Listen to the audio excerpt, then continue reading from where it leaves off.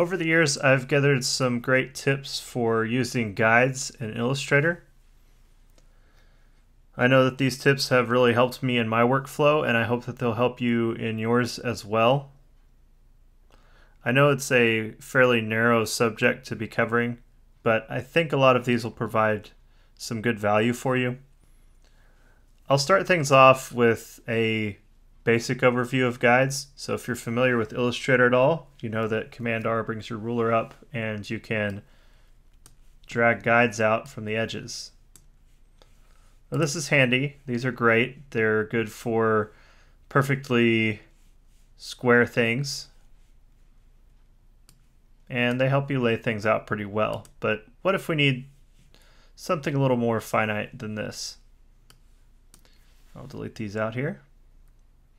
Let's say we want to conform something to a circle.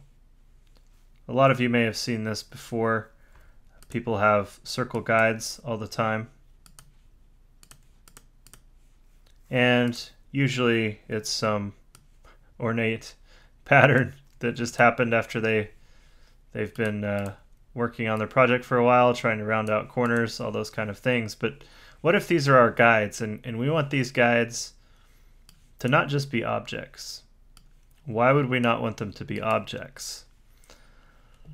Well, as an object, these can be sized and changed in different ways, and they can kind of get in the way of your other artwork. If you're trying to draw within this space, and you can easily draw along the guides, but how are you going to see what you're actually working on?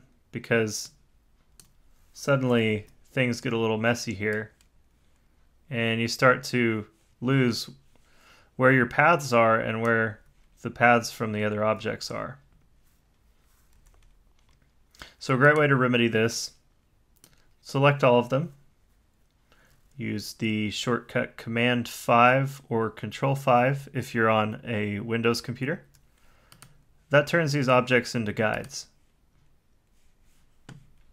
What's nice about having these as guides is that you can still move them around the page, but you can also hide them and show them with other guides. So let me show you a quick example of this. I'll draw a quick little circle here that conforms to these circles. There we go.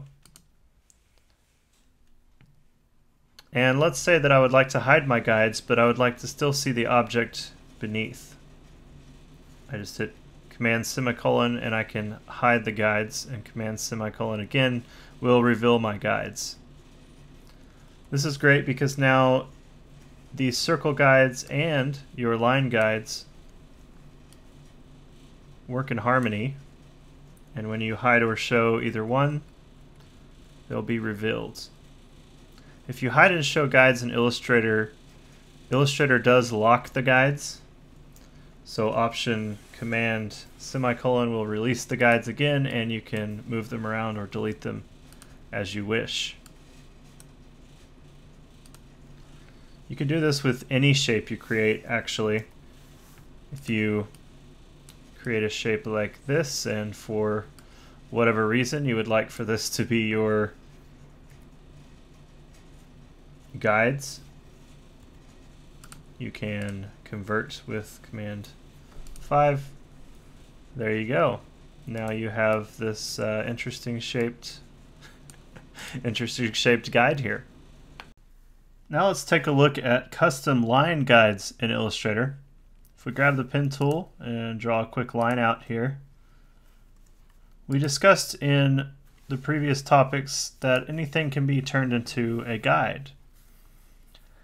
And this could be turned into a guide as is, but what if we want to rotate it? I have my rotation set as a custom keyboard shortcut, but for the purposes of this video, I'll use the menu. When people first start in Illustrator, I see a lot of them using the convenient rotate tool here, which is great in some cases, but as you can see, the degrees shown on the right usually never end up at an exact number, and it's very hard to mess with that type of rotation. What's great is that Illustrator has a rotation tool built in under Object, Transform, Rotate. I have my keyboard shortcut set to Option Shift Command R, or if you're on a Windows computer, you could substitute Command for Control. I'll click that. And as you can see on the left, this is rotating our line by whatever degrees we specify. Great thing too is that the angle tool will give you exact degrees each time you rotate. So let's say we want a 10-degree angle. Set it to 10 degrees. Maybe make a few copies of this if we're working on something like lettering or typography of some sort. And we can easily convert these to guides.